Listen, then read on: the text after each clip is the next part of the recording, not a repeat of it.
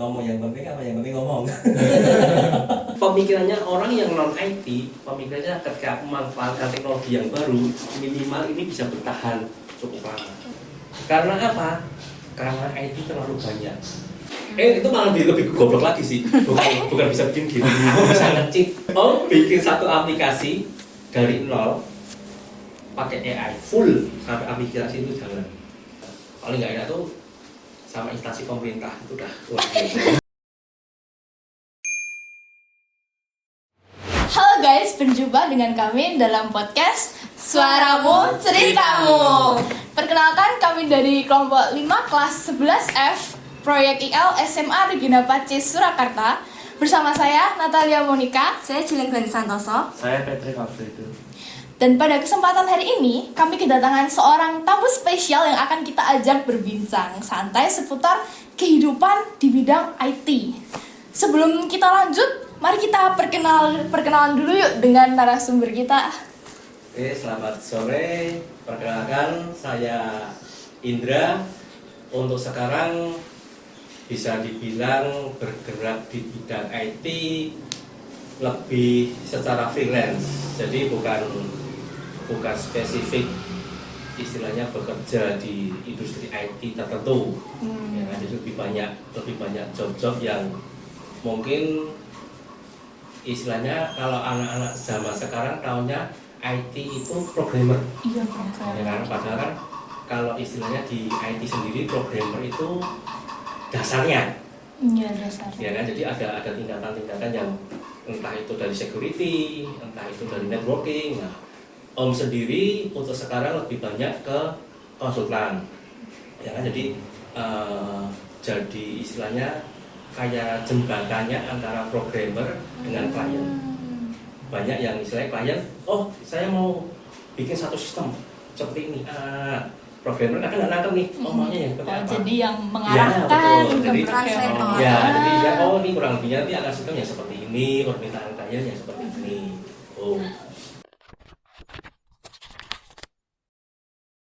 Oke, ini saya ada pertanyaan. Kan survei global tentang masa depan pekerjaan oleh Microsoft 2021 itu melakukan survei bahwa 54% pekerjaannya mengalami burnout, terutama yang masuk di bidang pemrograman IT dan seperti yang tadi sudah dibilangkan. Nah, apakah Bapak pernah mengalami burnout dan apa saran Om untuk generasi muda yang tertarik pada bidang IT ini? Oke. Kalau dibilang burnout, pasti fase itu ada. Karena gini, ketika kita berhadapan dengan klien itu ada tenggat waktu biasanya yang ditandatangan MOU, surat kontrak gitu kan. Ini kita mau bikin sistem nih, tapi jangka waktunya cuma 3 bulan, 6 bulan. Nah, dan itu biasanya bertahap. Klien maunya dalam waktu 3 bulan, misalnya MOU totalnya 1 tahun, tapi maunya dalam 3 bulan kita meeting harus ada apa yang dikasih lihat. Harus sudah ada hasilnya. Ya, minimal basic sistemnya seperti apa. Nah, dari itu nanti klien yang menentukan lagi, ini aku mau yang berubah. Nah, yang bikin burnout seringnya adalah permintaan klien ketika kita meeting berikutnya itu berubah. Nggak sesuai dengan perjanjian awal. Jadi gitu. Seringkali istilahnya kita punya nih benang merahnya, sistem yang seperti ini. Tiba-tiba klien minta, aku mau sistemnya tuh ada penambahan. Contohnya misalnya di kasus yang pernah Om kerjain adalah bikin pajak. Ya kan? Pajak istilahnya kita tahu lah pajak seperti apa. Tapi ketika di tengah-tengah klien maunya, aku mau dong nanti ketika barang ini melebihi harga, ini bisa disembunyikan. Padahal proyeknya udah jalan. Kita udah jalan separuh lah misalnya gitu. Itu nanti berubah. Itu yang kadang seringkali bikin programmer, terutama Om sendiri itu kadang ini maunya apa sih? Nanti kalau diginiin berubah lagi. Nah, itu yang seringkali bikin itu. Antisipasinya sebenarnya gampang sih kalau buat Om sendiri ya. Di awal kita punya istilahnya satu timeline, ya kan, kita tentuin batasannya itu jelas. Di project misalnya project A itu tersebut kita tentuin, maaf nggak bisa. Kalau misalnya tetap ini mau dikerjain, pada waktunya kita minta ada perubahan. Nah, jadi ada spare waktu lagi yang untuk ngejar itu minimal, jadi kita nggak tertekan. Kebanyakan programmer adalah mereka kejar, wah ini aku 3 bulan harus selesai nih. Sesuai permintaan Iya. klien gitu ya. Ya, Padahal iya. dirinya sendiri kayak aduh nggak bisa ini kayaknya, Nah. tapi tetap maksa. Maksa begitu ketemu klien minta, wah ini nggak bisa nih, harusnya ini berubah gini-gini. Itu yang seringkali yang jadi beban secara mental, sama belum lagi satu sistem tersebut harus dirombak total. Jadi otomatis kan harus mengulang lagi. Iya. Itu seringkali yang bikin jadi istilahnya tekanan-tekanan yang kadang mungkin kalau Om sendiri sih belum pernah yang benar-benar menemukan bahwa ketika ini tidak selesai itu ada penalti yang cukup besar. Tapi ada beberapa perusahaan yang menerapkan itu. Jadi ketika kita tanda kontrak, ada tenggat waktu yang dipenuhi. Jika tidak bisa, nanti ada penalti yang disepakati bersama. Itu yang seringkali bikin beban yang mau tidak mau kan itu harus jadi tanggung jawab yang diselesaikan. Padahal kan juga maunya yang ngasih yang terbaik gitu Iya, ya untuk kliennya. gitu. Jadi sebagai programmer ya itu pintar-pintar manage waktunya. Jangan sampai benar-benar kita kejar, kita mati-matian. Pada akhirnya kita sendiri yang kewalahan. Gitu. Selanjutnya kita masuk ke kesehatan fisik dan mental dalam dunia IT. Dengan tekanan tinggi dalam industri IT, bagaimana menurut Om untuk menyarankan anak muda yang bercita-cita berkarir di bidang IT ini untuk menjaga keseimbangan antara pekerjaan dan juga kehidupan pribadi mereka? Oke, kalau sarannya sebenarnya simpel, cuma penerapannya yang kadang susah. Time management. Ya kan itu. Contoh gampangnya, kita perlu makan, perlu minum, perlu istirahat. Nggak bisa full 1 hari mau coding. Nah, kita bikin satu plot di mana jam sekian sampai jam sekian ketika bahas coding, ya sudah kita fokus untuk benar-benar full kita selesaikan. Jam sekian harus ketemu dengan klien, harus meeting. Ya otomatis selesai tidak selesai itu benar-benar di stop dalam satu time frame yang sudah ditentukan. Nah, misalnya nanti mau overtime, ya biasanya malam, jadinya begadang. Nah, cuman dengan kondisi kita harus siap nih. Kalau begadang besok pasti lebih capek. Nah, jadi makanya kenapa IT itu di awal perjanjian dengan klien adalah biasanya kita buy waktu sebanyak mungkin, selama mungkin. Dengan kondisi kita pecah-pecah per modul. Misalnya fitur A, kita kasih time frame, ini aku selesai kurang lebih 2 minggu. Nah, 2 minggu kita ngomong ke klien, nanti ini 3 minggu ya Pak, supaya time management kita bisa lebih longgar. Dan posisi kadang kita coding, kita full 1 hari, kita nggak berasa. Efeknya apa?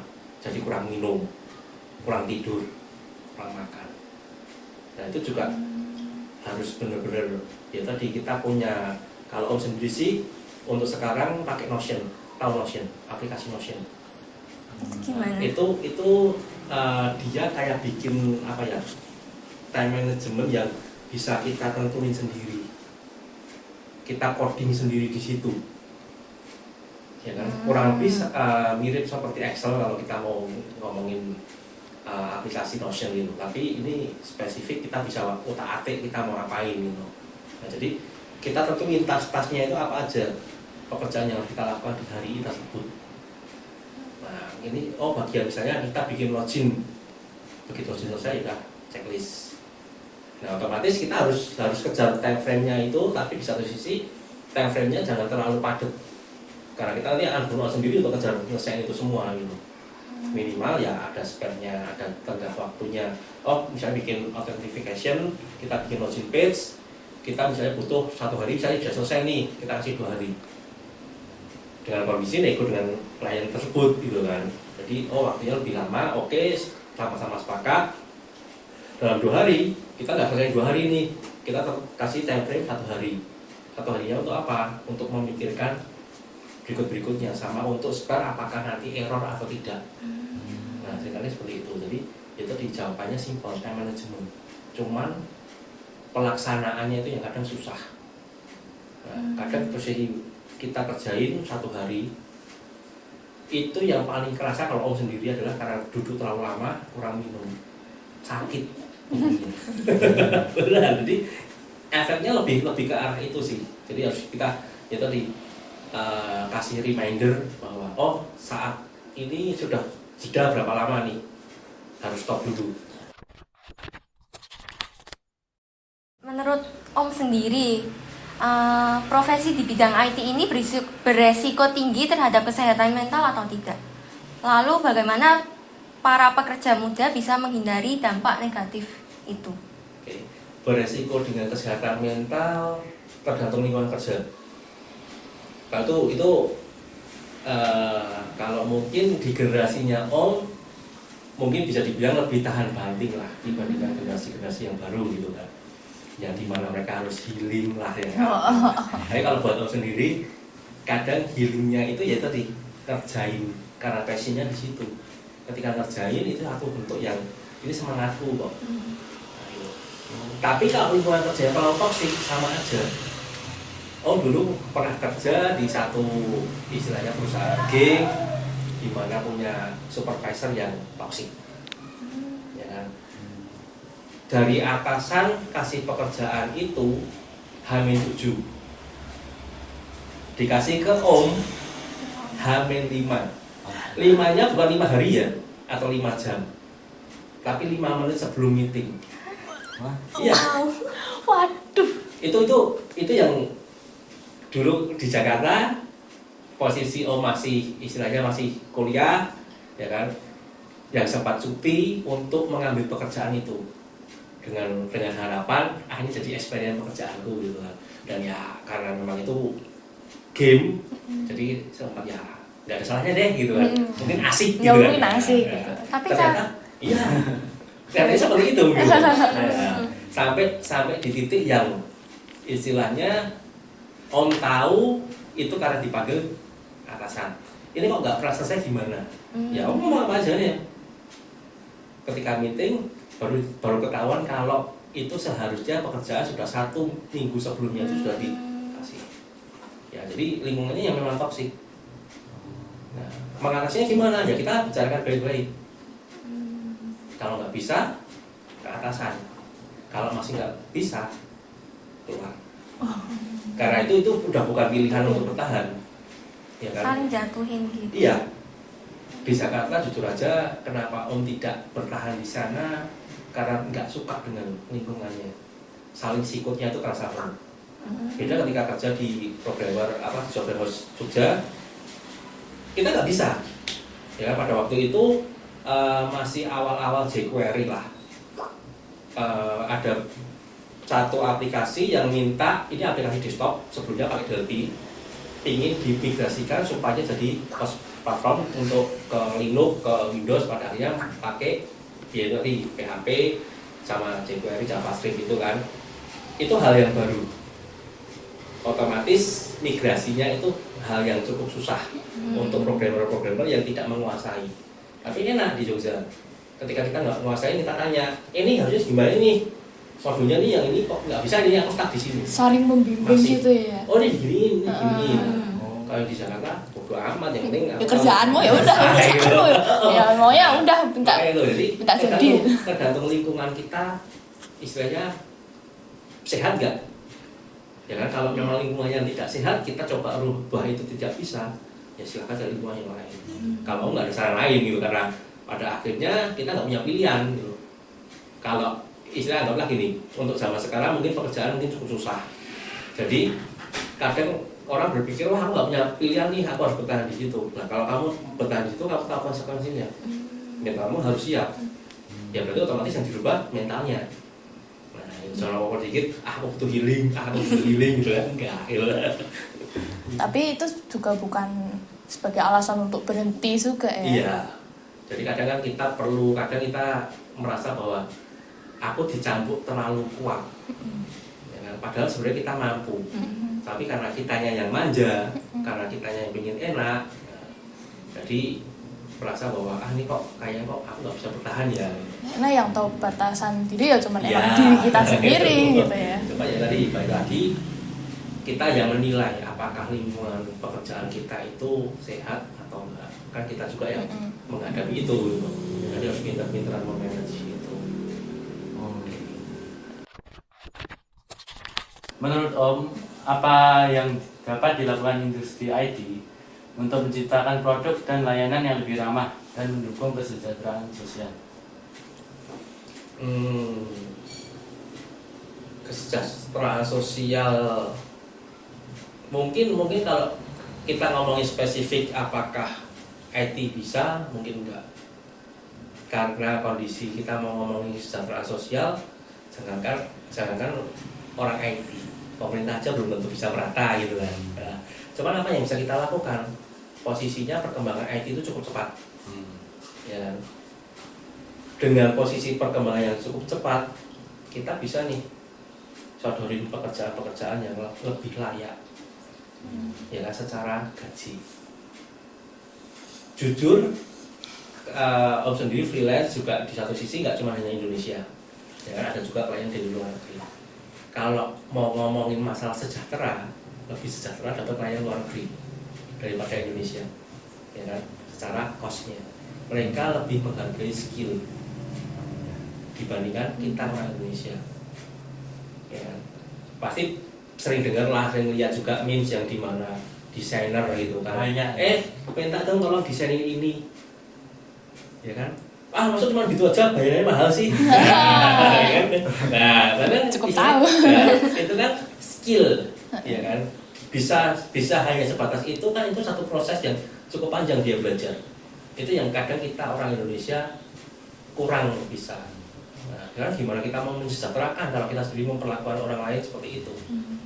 Ya kan, jadi mungkin ya hal paling simpel, paling sepele adalah ya kita mulai menghargai skill yang kita miliki, ya kan, skill yang teman kita miliki. Jadi istilahnya sama-sama merasa layak, Saling memahami. iya, betul. Kalau menurut Om sendiri ribetan orang Indonesia atau orang mana untuk masalah? Kalau kita mau ngomongin ribetnya, jujur ribet orang Indonesia. Karena kebanyakan ya tadi harga teman itu yang pertama, ya kan. Terus perubahan-perubahan yang dadaan. Kalau luar negeri profesional, permintaan mereka apa, kita buat seperti itu, kita berikan revisi misalnya 3 kali gitu kan, dengan maintenance nanti misalnya 6 bulan, ya udah mereka akan menaati aturan-aturan itu, terusnya jelas.